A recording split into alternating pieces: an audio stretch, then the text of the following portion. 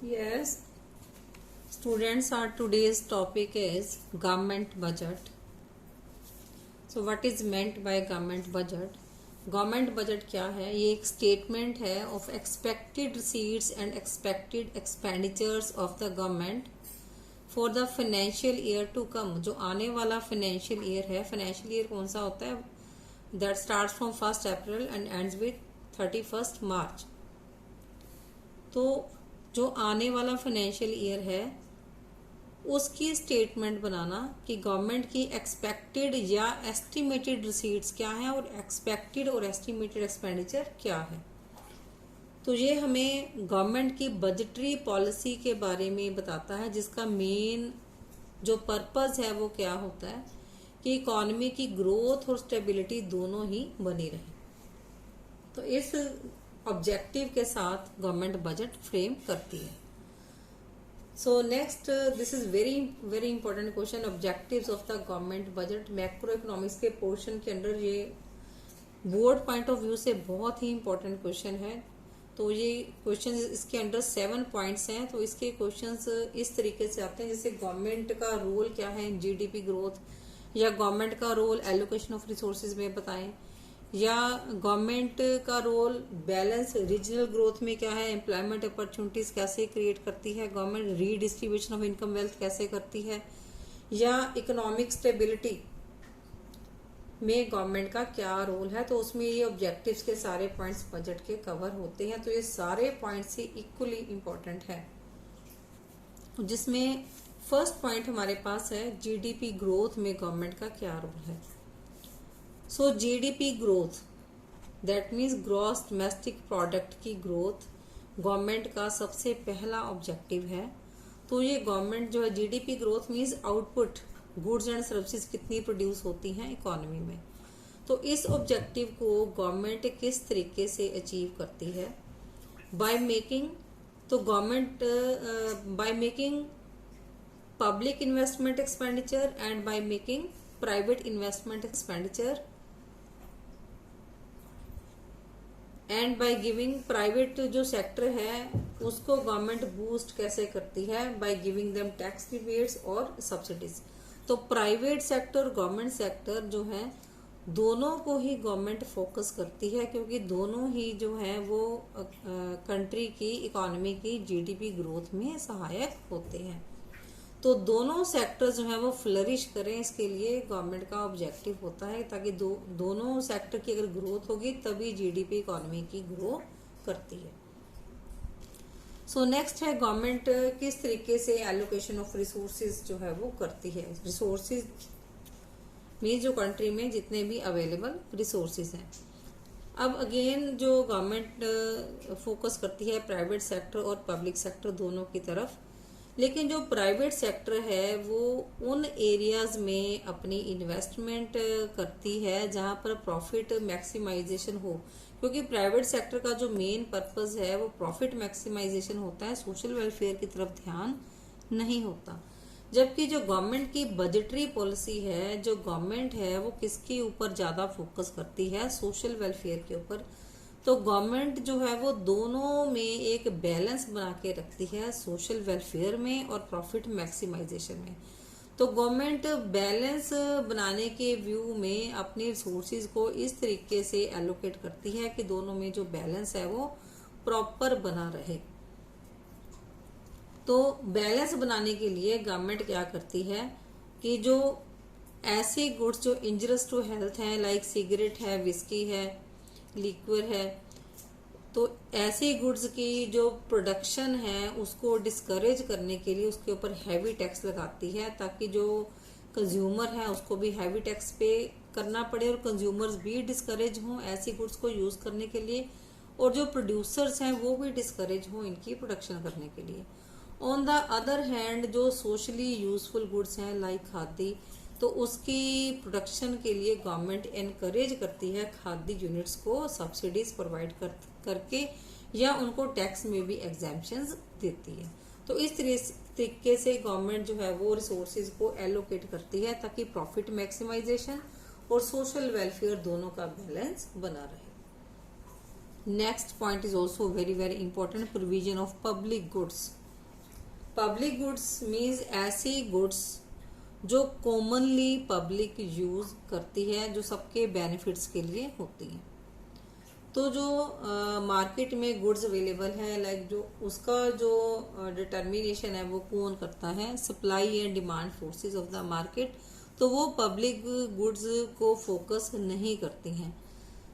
तो ऐसी गुड्स जो कलेक्टिवली लोगों के द्वारा जिनकी डिमांड होती है वो क्या होती हैं, लाइक सेफ्टी है, जो वो सबकी डिमांड है इकोनॉमी में।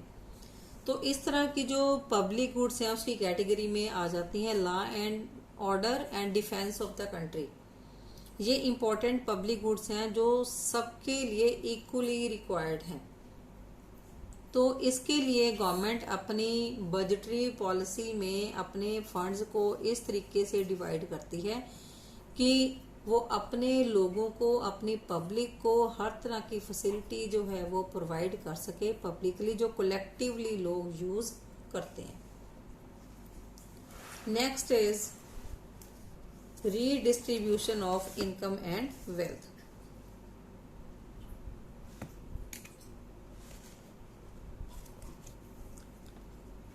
So next is redistribution of income and wealth. So redistribution of income and wealth में क्या होता है कि अब जो हमारी सोसाइटी है वो रिच और पुअर में डिवाइडेड है। अब गवर्नमेंट अपनी बजटरी पॉलिसी इस तरीके से परफॉर्म करती है कि वो अपनी टैक्सेशन पॉलिसी और सब्सिडी पॉलिसी इस तरीके से फ्रेम करती है कि जो इक्वल डिस्ट्रीब्यूशन हो सके इनकम और वेल्थ में। तो ये दोनों फिस्कल पॉलिसी इंस्ट्रूमेंट्स हैं गवर्नमेंट के, टैक्सेशन एंड सब्सिडी। तो इक्विटेबल डिस्ट्रीब्यूशन के लिए गवर्नमेंट क्या करती है कि जो रिच सेक्शन ऑफ सोसाइटी है उसको ज़्यादा टैक्स लगाती है और पुअर को कम टैक्स लगाती है, और पुअर को subsidies, that means financial help, poor को प्रोवाइड करती है ताकि दोनों में इक्वल डिस्ट्रीब्यूशन ऑफ इनकम हो सके। देन जो गवर्नमेंट है बिलो पॉवर्टी लाइन जो पॉपुलेशन है, बीपीएल पॉपुलेशन है, उसको फूड ग्रेन्स या क्लोथिंग और शेल्टर, जो हमारी 3 बेसिक नेसेसिटीज ऑफ लाइफ हैं, कोशिश करती है कि जो बीपीएल पॉपुलेशन है, बिलो पॉवर्टी लाइन पॉपुलेशन है, उसको लो प्राइस में प्रोवाइड कराया जा सके। और एलपीजी कनेक्शन जो है वो पुअर पीपल को फ्री ऑफ कॉस्ट डिस्ट्रीब्यूट करती है। Then next is balanced regional growth. अब हमारी जो कंट्री है, हमारी इकॉनमी में जितने रीजन्स हैं, जितने एरियाज हैं, वो इक्वली डेवलप्ड नहीं है। कुछ ऐसे रीजन्स हैं जो बैकवर्ड है, जहाँ पर जैसे इलेक्ट्रिसिटी नहीं है या कुछ और चीज़ों की कमी है या वाटर फैसिलिटीज़ अवेलेबल नहीं है।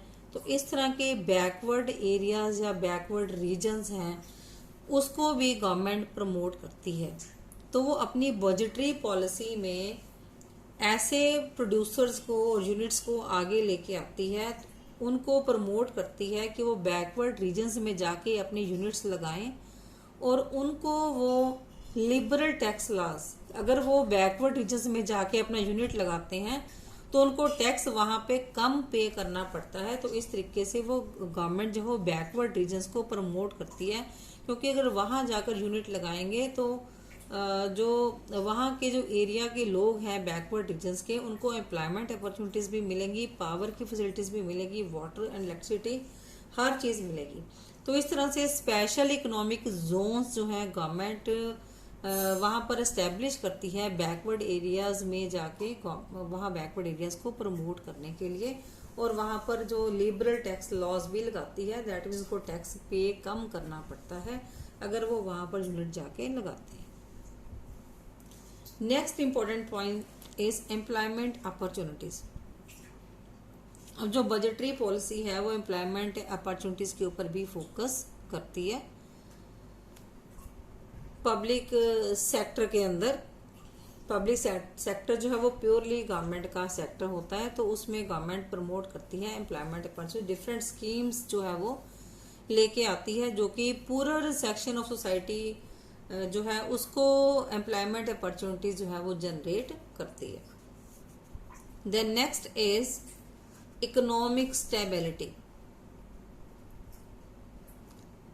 इकोनॉमिक स्टेबिलिटी के अंदर जो गवर्नमेंट की बजटरी पॉलिसी है उसका बड़ा ही इम्पोर्टेंट रोल है।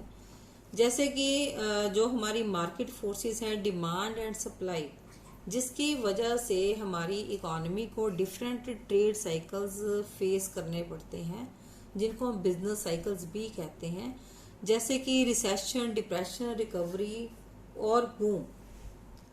तो इन चारों में से कोई भी अगर इकॉनमी को सिचुएशन फेस करनी पड़ती है, जैसे अब रिसेशन का फेस चल रहा है, एम्प्लॉयमेंट अपॉर्चुनिटीज नहीं है, कोरोना वायरस की वजह से काफ़ी जो लोग हैं वो अनएम्प्लॉयड भी हो गए हैं, काफ़ी यूनिट्स अभी क्लोज पड़े हैं।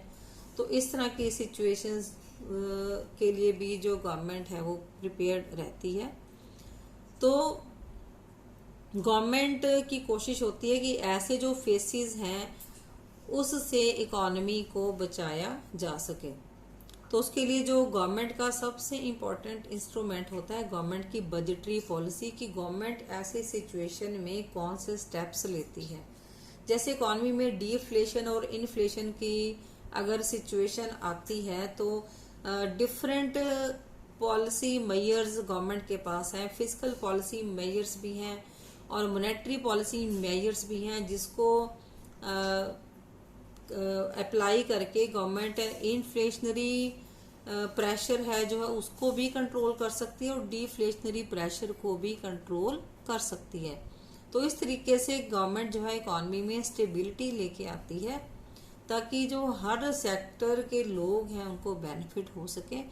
और जो गवर्नमेंट है इकोनॉमिक स्टेबिलिटी लाने के लिए प्रोड्यूसर्स को इनकरेज करती है इन्वेस्ट करने के लिए, क्योंकि प्रोड्यूसर्स जो है वो इकोनॉमी का मेन पार्ट है जो इकोनॉमी की स्टेबिलिटी के लिए हेल्पफुल होते हैं।